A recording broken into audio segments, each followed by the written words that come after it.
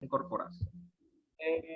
Importante sobre todo el empleo del algoritmo. Recuerden que el algoritmo yo se los mencioné por chat de inducción y se debe cumplir. Si ustedes saltan alguna fase del algoritmo, inmediatamente no va a existir de forma correcta un adecuado sentido en lo que ustedes estén diciendo. Obviamente, si eso no está presente, no se va a poder llegar a una descripción adecuada y por lo tanto no se va a llegar a un diagnóstico adecuado.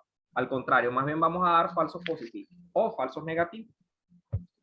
Bueno, doctor Palermo, bienvenido.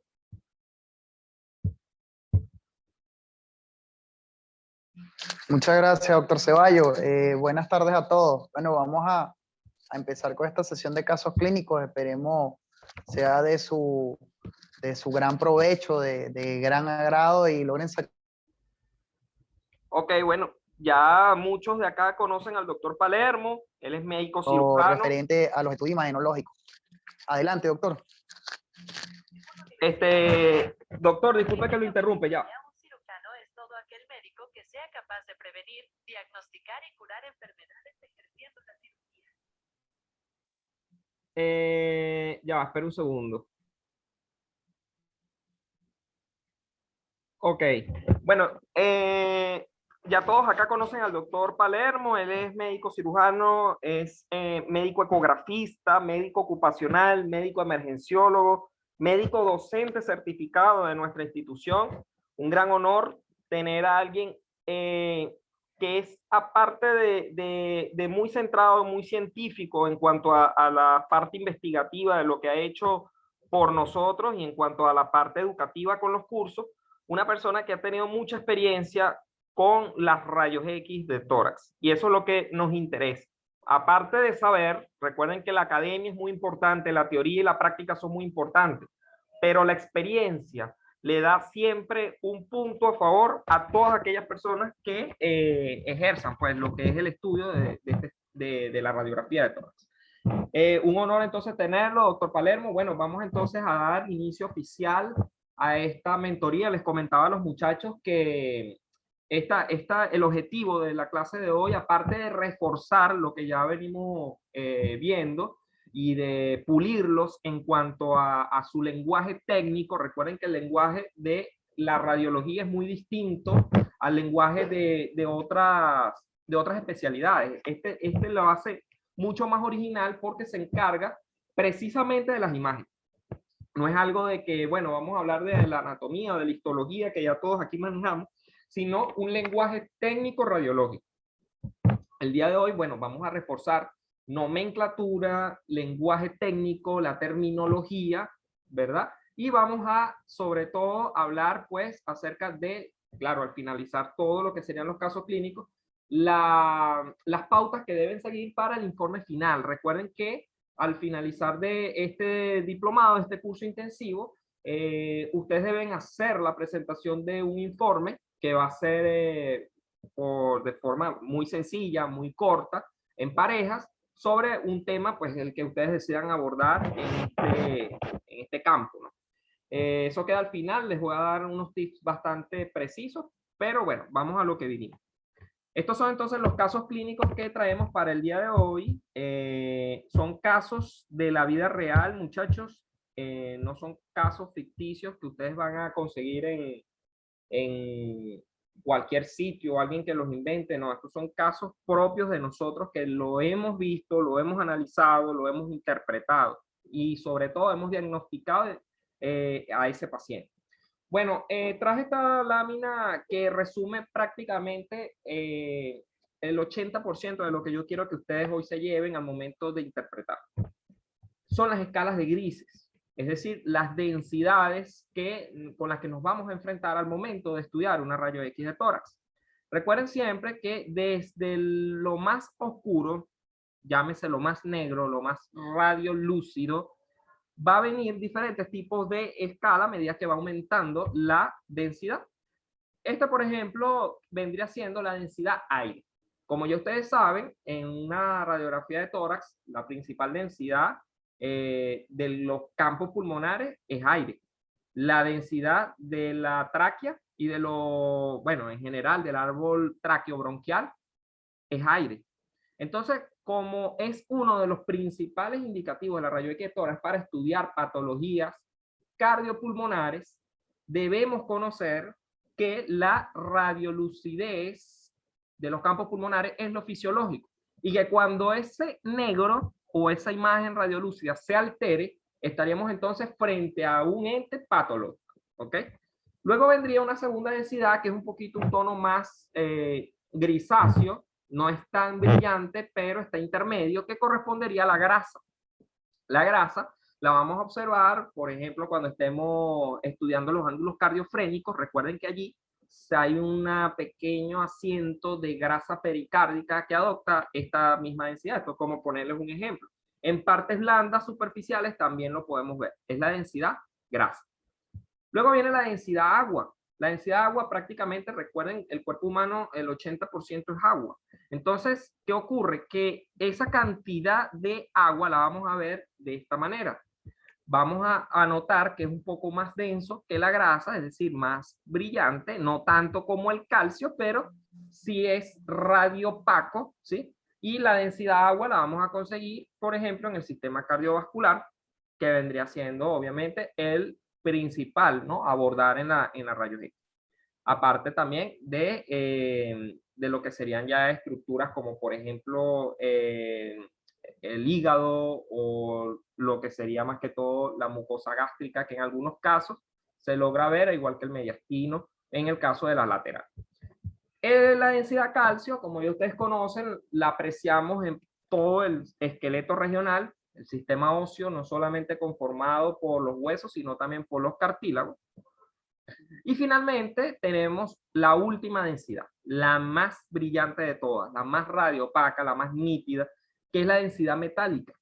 También se puede observar en el caso de que ustedes vean un dispositivo de tipo marcapasos, por ejemplo, o la presencia de un catéter. Recuerden que muchas veces los catéteres de Schwann o también algunos de catéter venoso central traen consigo en su extremo distal una pequeña banda radiopaca que permite la detección pues, de ese extremo distal. Generalmente también es de esta densidad, y esto con la finalidad de poder ubicarlo mejor. Bueno, el primer caso que les traigo es bastante interesante. Fue un paciente pues, que ingresó a urgencias teniendo ya un laboratorio a la mano con unos blancos en 19.000, una tos expectorante, alzas térmicas cuantificadas en 39.2, 39.5 grados centígrados. Precisó mucho dolor a nivel de lo que sería la cavidad torácica, precisamente a nivel derecho. Y el médico, pues una vez ya presume de que se trata de una infección respiratoria baja, procede a realizar el examen físico, abordando pues obviamente toda la parte de los antecedentes, y se da cuenta que hay una crepitación a nivel de la base pulmonar derecha. Obviamente manda a realizar su paraclínico gol estándar y aprecia esta imagen que observamos acá. Bueno, yo me imagino acá casi todos sin conocer más o menos de rayos X de tórax, incluyéndome, ve esta imagen e inmediatamente yo lo asocio a un tumor, ¿verdad, doctor Palermo? No sé qué opina él. Es correcto, muchas veces, inclusive uno de los diagnósticos que pueden sugerirse como diagnósticos diferenciales o que pueden plantear la duda al clínico es la de una lesión tumoral a nivel de esta zona. Inclusive una lesión tipo nodular o un nódulo solitario o una masa pulmonar, si establecemos los conceptos que hemos visto en la clase, también puede pasearse como uno de los posibles diagnósticos en la mente de la persona que está interpretando la placa. Pero hay que darle mucha relevancia también a la clínica, Sí. a la clínica del paciente, porque fíjense todo lo que les está comentando el doctor Ceballos acerca de los valores en lo que son los laboratorios clínicos y las características de presentación clínica en lo referente a los síntomas y signos del paciente. Entonces todo eso nos ayuda a abordar de una mejor manera el estudio imagenológico y poder acertar en mayor proporción lo que es el diagnóstico de este paciente. Bueno, yo no sé si ellos van a intervenir, doctor Manuel, o se va a explicar cada lámina, cada... No, bueno, vamos a explicar cada una y al final, si ellos tienen, alguno de los muchachos pues tiene alguna duda, la podemos aclarar, regresamos las imágenes y bueno, sin ningún problema lo podemos hacer didáctico. Pero lo importante es que se lleven cómo dos radiólogos intervienen, ¿verdad? En el proceso de análisis de una imagen y ustedes puedan obtener retroalimentación positiva de eso.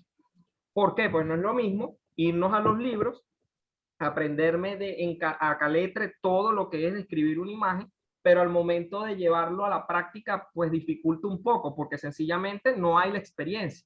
Bueno, el día de hoy ustedes se van a llevar la experiencia, que es lo que me interesa en la mentoría.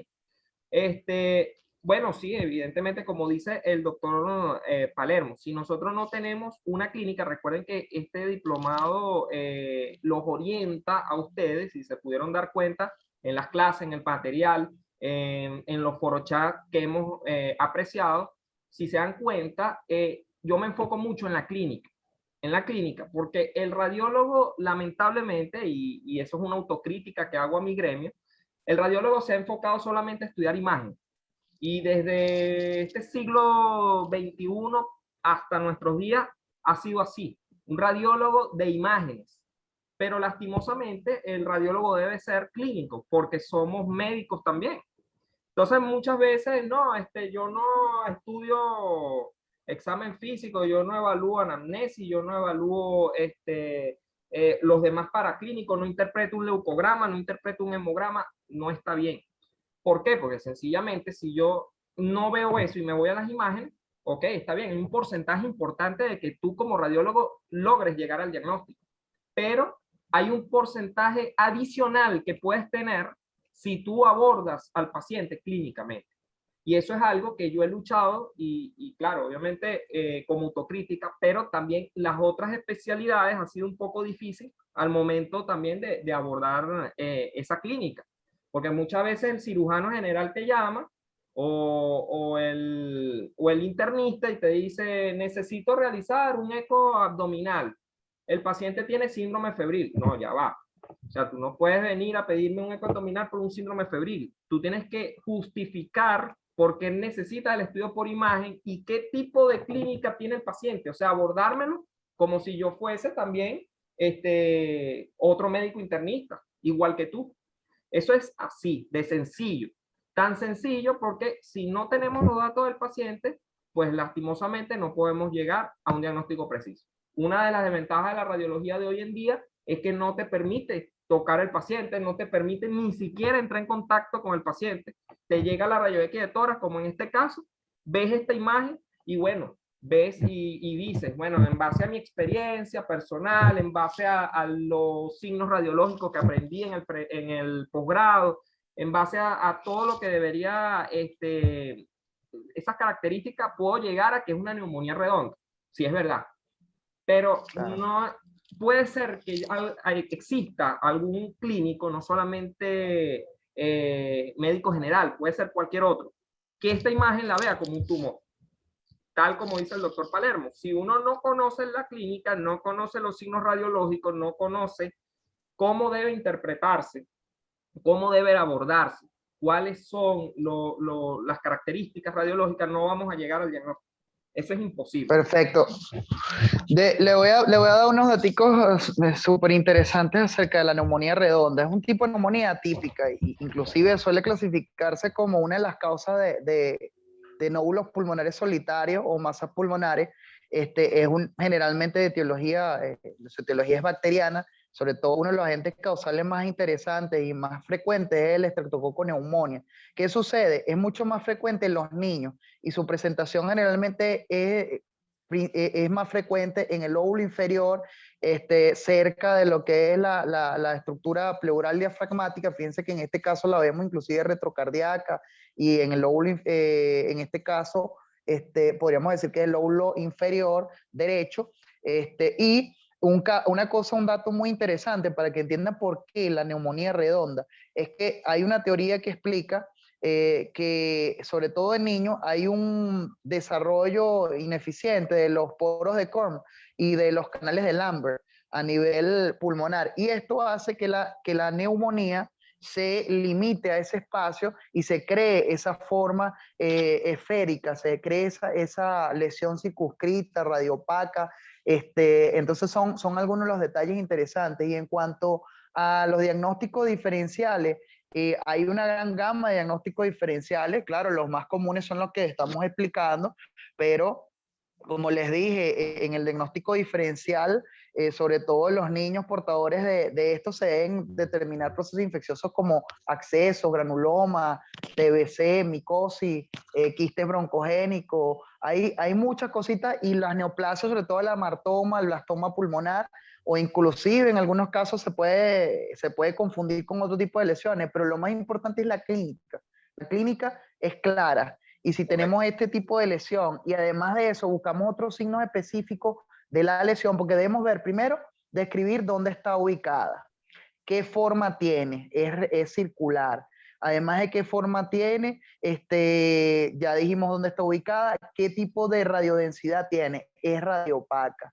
Y además debemos buscar otros signos importantes, que son los signos de la neumonía, como son los broncogramas aéreos, los alveologramas, determinar si sus bordes son nítidos o son algodonosos.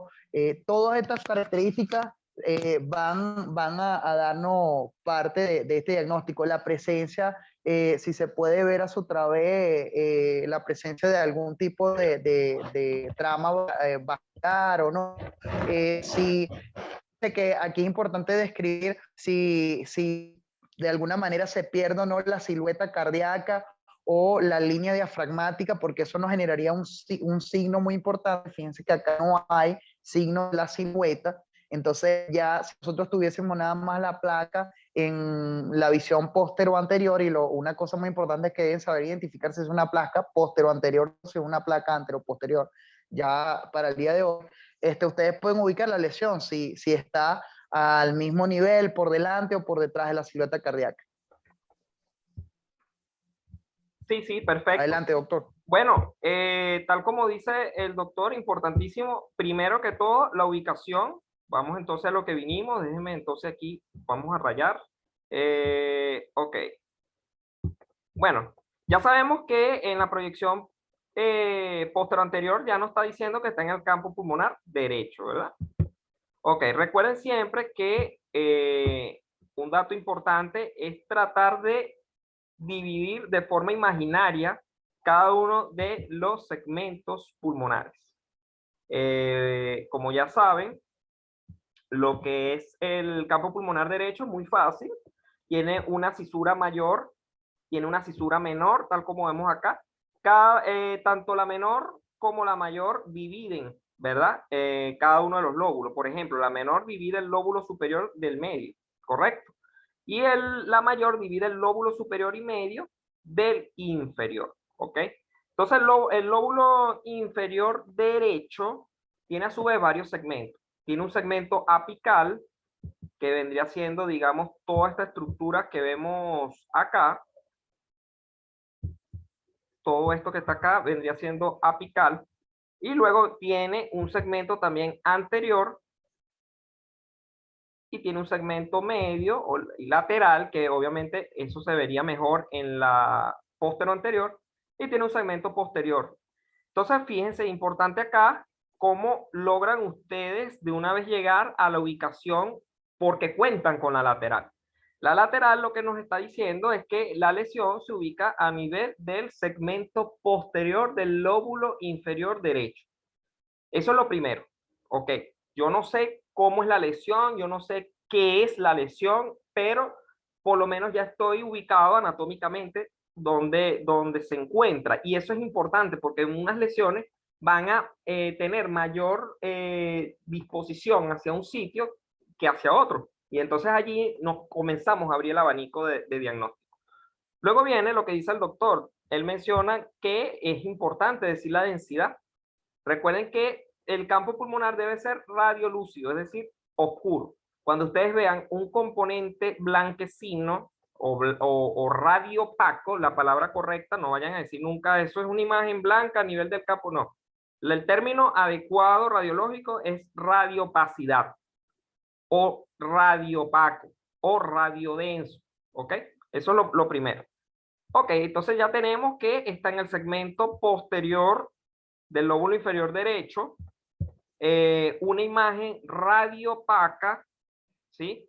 Importante ahora describir de bordes o de morfología redondeada, de bordes, se podría decir imprecisos, porque fíjense que no tienen unos bordes completamente nítidos o completamente con una resolución bastante importante que nos ayude pues a definirlo.